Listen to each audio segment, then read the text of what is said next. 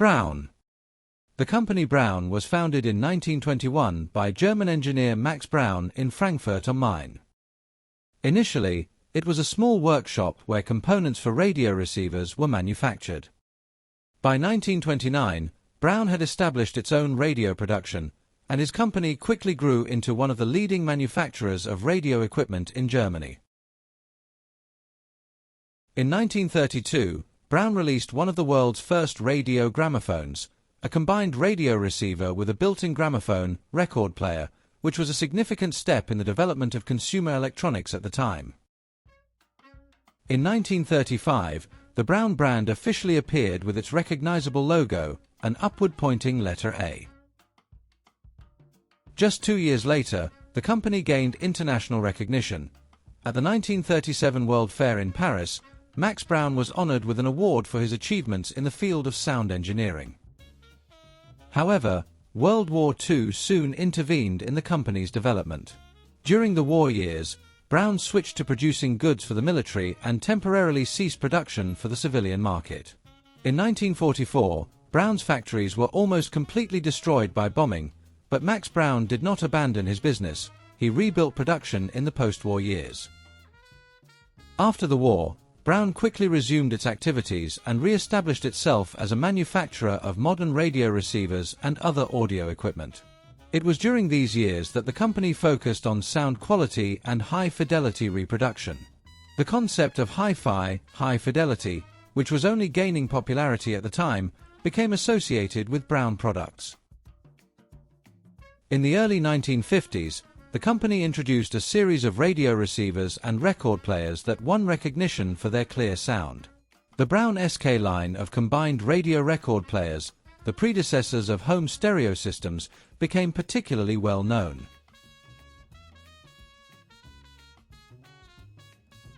In addition to audio equipment, Braun expanded its range into new categories of consumer electronics in the 1950s. For example, in 1951, the first Braun S50 electric shaver appeared, a device with a vibrating blade unit and a thin steel mesh covering the blades. Development of this electric shaver began before the war, in 1938, but its launch into production was delayed due to military operations. Success in the field of personal hygiene predetermined Braun's further specialization, but in those years the company did not limit itself to shavers. Braun also launched a line of small kitchen appliances. In the 1950s, the company's first mixers and food processors appeared. The Braun KM3 kitchen machine, 1957, designed by Gerd Müller, became a landmark product. Its durable and functional design proved so successful that this model was produced without any major changes for more than 30 years in a row, until the early 1990s.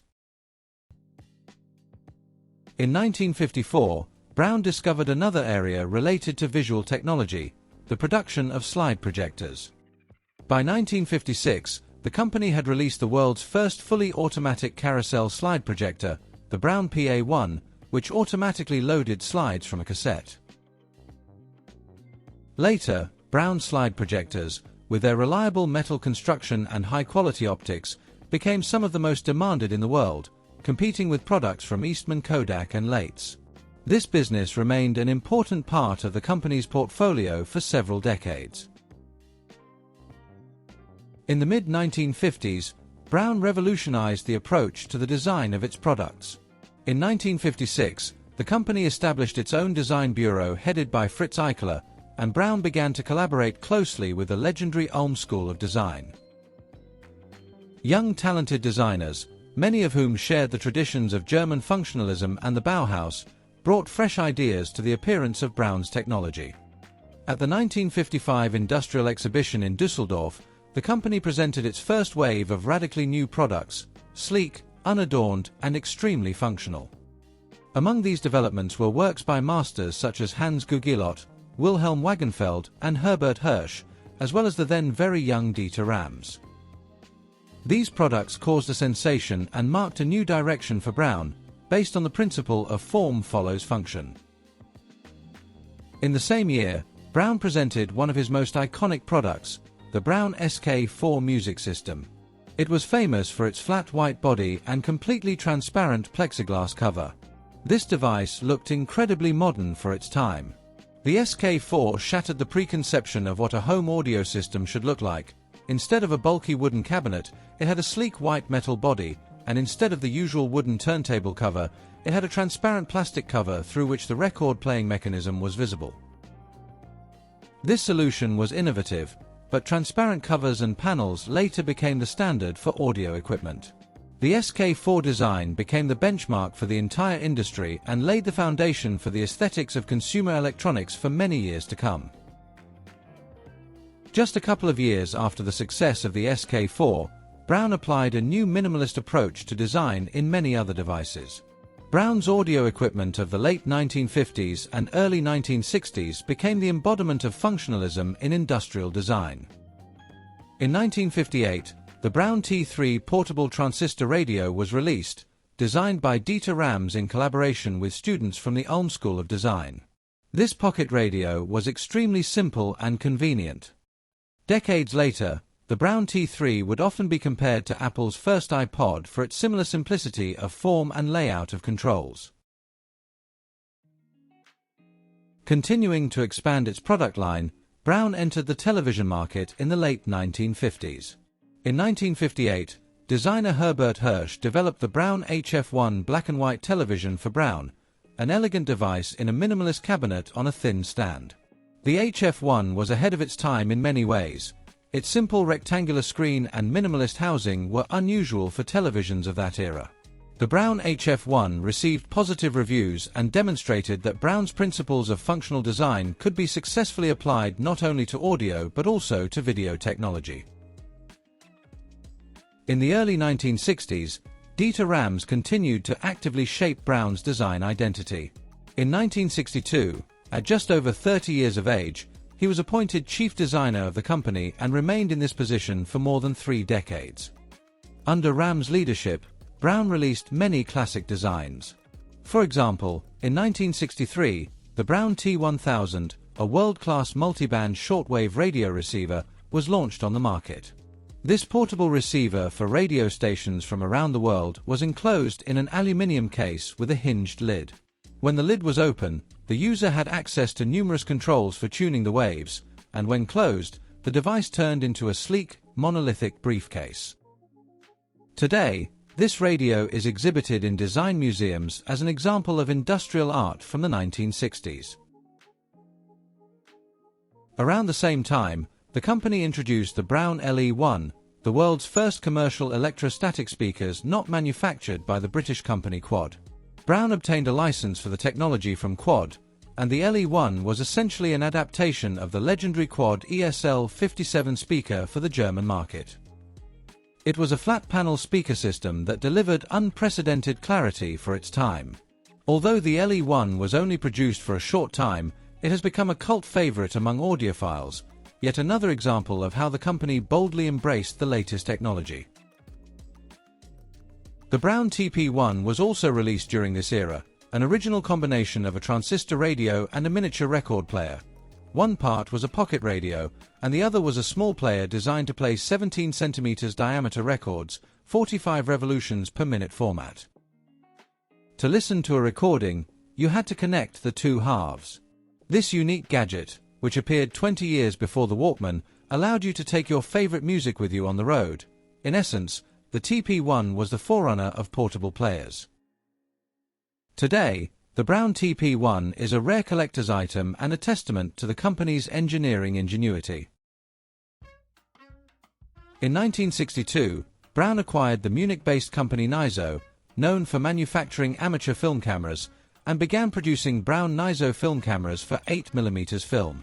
At the same time, Braun became a distributor of cameras on the German market. For example, it was Braun that represented the products of the Japanese company Sennheiser in Germany in the 1960s. Thus, by the end of the 1960s, the company had a broad presence in all areas of electronics, audio, photography, film and video.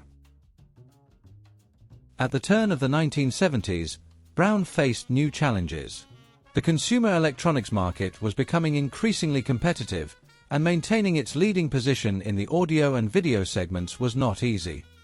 In 1967, the American corporation Gillette, a well-known manufacturer of shaving accessories, acquired a controlling stake in Braun. Under the wing of a large corporation, Braun's strategy began to shift. The priority gradually became the expansion of the mass market for consumer electronics. By the early 1970s, Braun had decided to wind down a number of areas. Unfortunately, this also affected audio equipment. The last record players, speakers, and amplifiers were released in the late 1960s. After abandoning hi-fi, the company switched to electric shavers, personal care appliances, alarm clocks, wall clocks, kitchen coffee makers, toasters, and other household appliances. But something interesting was still ahead. Braun also ceased production of televisions. The last models dated back to the mid-1960s, such as the 1964 FS80, an elegant television on a swivel stand, also designed by Rams. Despite its general withdrawal from the audio industry, in 1980 the company relaunched a line of audio components called Braun Atelier. This line became, in essence, Braun's last great project in the field of hi-fi. The series included amplifiers, tuners, tape recorders, vinyl players, and speaker systems, all designed in the same style and intended for vertical, compact tower configuration. It was one of the world's first modular stereo systems, where all the units could be stacked on top of each other, matching in design and technology. What's more, all components manufactured over a 10-year period, from 1980 to 1990, were compatible. Buyers could gradually add new modules to their Braun Atelier set without worrying that they would not match each other in appearance or interfaces. The austere design of the Atelier, developed under the guidance of Dieter Rams, embodied all the principles of less is more. Although this system was released in limited quantities, it is highly valued by collectors of vintage audio equipment today. It is worth noting that Gillette's management even created a separate division, Braun Electronic, for the Atelier project, which was allowed to operate almost autonomously. However, in 1990, Gillette and Braun's engineers finally realized that their unique audio equipment could not compete with the Asian giants. As a result, the company ceased production of hi-fi equipment and devoted itself entirely to household appliances. At the same time, Braun finally withdrew from the photography business and other related areas. Despite the changes, the brand retained its style. Dieter Rams continued to head the design department until 1995. For example, Braun alarm clocks and wall clocks, developed by Rams in collaboration with Dietrich Lubes, became the benchmark for style and simplicity. They continued to be manufactured until 2005.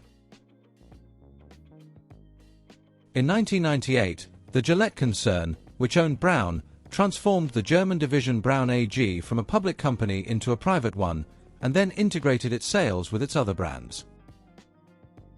In 2005, a major deal took place. Procter & Gamble acquired Gillette, and with it, Braun became part of the P&G giant. This marked a new phase. Braun finally focused on shaving and body care appliances. Under Procter & Gamble's management, the Braun brand underwent restructuring. It was decided to transfer less promising areas to third-party companies under license. In 2012, the kitchen appliance business was sold, with Italian company DeLonghi acquiring the rights to manufacture Braun blenders, juicers, coffee machines, and other kitchen appliances. DeLonghi effectively continued Braun's business in the kitchen appliance segment. In addition, the Braun brand in the category of clocks was licensed by the British company Xeon, which continued to produce stylish clocks based on Rams designs. It is important to emphasize that Braun's name did not disappear from the technological arena, despite such a narrow specialization. The contribution to design and engineering was recognized worldwide. Dieter Rams' principles continue to be cited in textbooks and inspire a new generation of designers. In 2019, to the surprise of all hi-fi enthusiasts, Braun representatives announced their desire to return to the audio technology industry. At the IFA 2019 exhibition in Berlin, a new line of Braun LE speaker systems was presented, a reissue of the iconic 1959 speaker series, the very same Braun LE1, licensed from Quad, modernized in terms of technology. The project was implemented in collaboration with the British company Pure. The new LE wireless speakers received modern smart features, while retaining as much as possible the appearance and philosophy of the originals from 60 years ago. Braun's return to the audio scene almost 30 years after the closure of its division was met with a great deal of public and industry acclaim. This demonstrated that Braun had not lost its authoritative voice in the audio industry. So, let's sum up.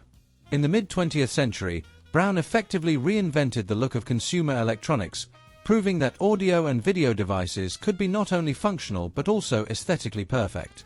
Braun's radios and record players set the standard that other manufacturers then tried to match. The minimalist receivers and speakers designed by Dieter Rams taught the world that less is more. Braun's televisions and cameras showed that a unified design language could encompass different types of technology, making the brand recognizable without a logo. Even when it moved into the field of household appliances, Braun remained true to its principles, combining engineering innovation with high design culture. The revival of Braun's audio division in 2019 underscored the brand's enduring legacy. For technology enthusiasts, Braun is not just a story about shavers or toasters, it is part of the audiovisual history of humanity. Braun occupies a special place in history as a company that made the world of technology more beautiful and more convenient. Well, that's the end of the video. If you want more videos like this, please support the channel in any way you can. Thank you, and until next time.